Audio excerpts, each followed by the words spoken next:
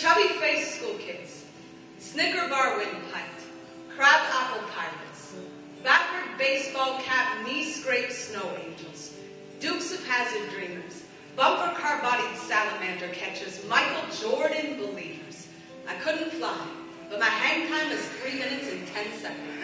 Smart kids were stupid. Books were trees cut down. I was a tomboy in love with Malcolm Cushion. He had a birthmark in the shape of Canada on his left cheek. The teachers didn't trust him. His mother was the accidental broken tooth in a bar fight. I had one black friend. Her name was Erica. She had a jackknife. She carved a gash into the center of her palm, another into mine, pressed our hands together and asked if I thought it would turn her blood white. I couldn't read her fear or hope. I thought history was over. I cried during the national anthem.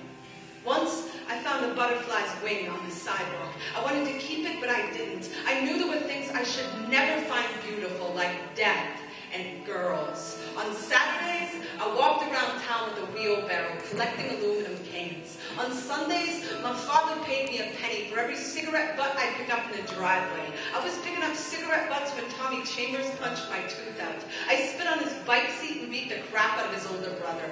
I started writing songs, recorded them on my ghetto blaster, and mailed the tapes to the local radio station, but they never played them because they never had good taste. My mother did. She was a secretary. Her fingernails were red, and she loved my father, who after the war became a mailman. So when I was a baby, my mother would carry me to the post office and weigh me on the postal scales. Once, years later, I got lost in the mail. The next day, I came home from college and corrected my father's grammar. When I was 10, my mother had another daughter. I heard babies sometimes die in their sleep, so at night, when my parents went to bed, I put on my Karate Kid kimono and sneak into her room to guard her heartbeat. The heartbeat thieves didn't find her for 15 years. At 11, I discovered beer. At 19, I nailed my palm to Amanda Buckner's vagina, actually drooled on her breast, and said yes so loud God couldn't disagree. But my family did.